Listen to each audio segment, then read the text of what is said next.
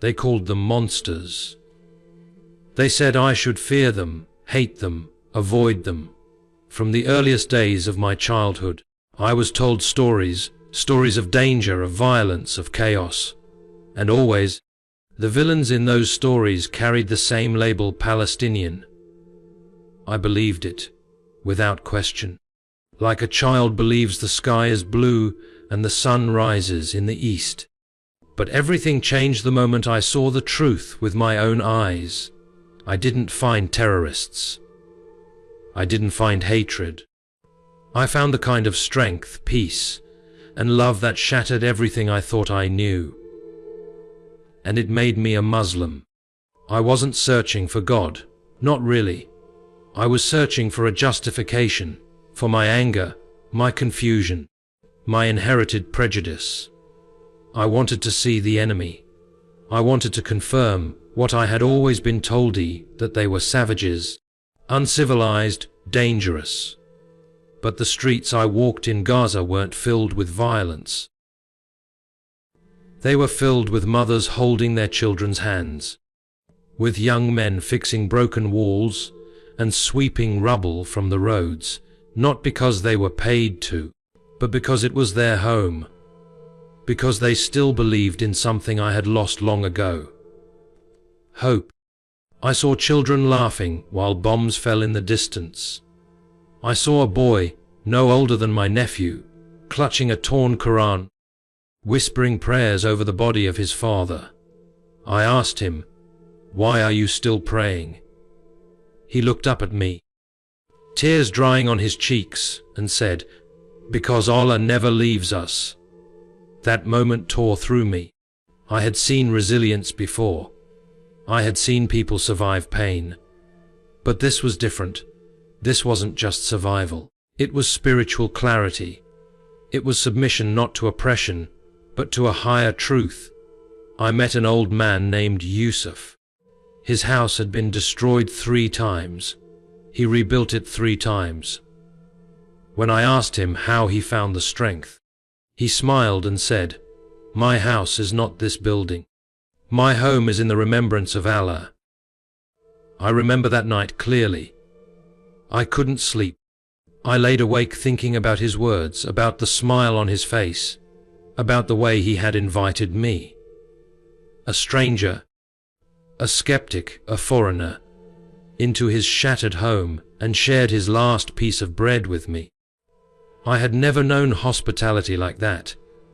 I had never felt love so sincere from someone who had every reason to hate me. Everywhere I went, I expected to see vengeance in their eyes. But instead, I saw forgiveness.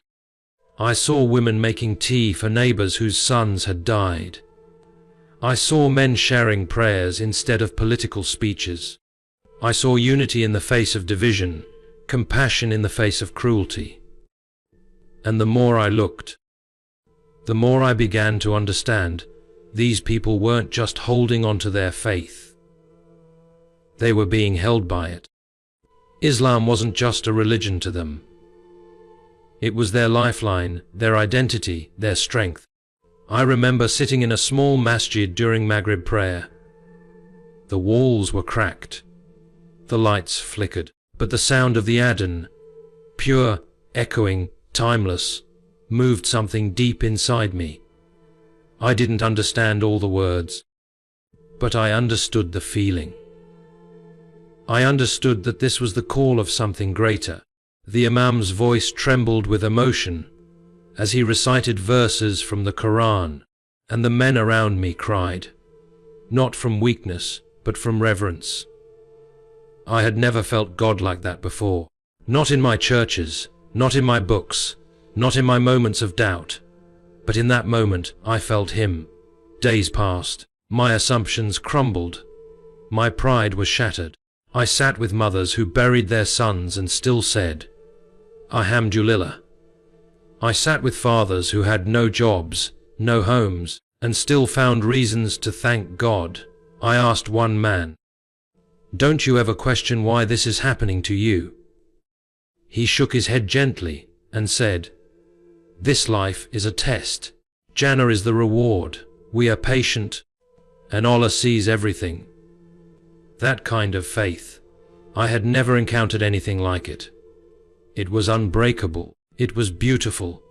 One night, during a blackout, a young man recited Surah al-Baqarah from memory under the light of a candle. His voice filled the air, and in that darkness, I felt illuminated. I felt like I was hearing the truth for the first time. Not just words. Revelation. I remember asking him afterward, "How do you memorize so much?" He smiled and said, "The Quran lives in our hearts, not just our minds." That line struck me like lightning. How could people so crushed by the world be so elevated in spirit? I had always believed Islam was foreign, a threat, a problem. But now I saw it as the only thing holding these people together. The only source of peace in a place the world had abandoned. I saw Muslims sharing what little they had with strangers. I saw mosques that had been bombed still opening their doors. I saw imams who had lost family members still leading prayers for peace. It didn't make sense, unless you understood Islam, unless you understood that submission to Allah was not weakness, but the ultimate strength. I started to ask questions, real questions, not to debate but to learn. I wanted to know who this Allah was. I wanted to understand how these people could face death daily and still have hope, and every answer I received pointed me to the Quran. Not as a book of rules, but as a book of life, a manual for the soul, a healing for the heart.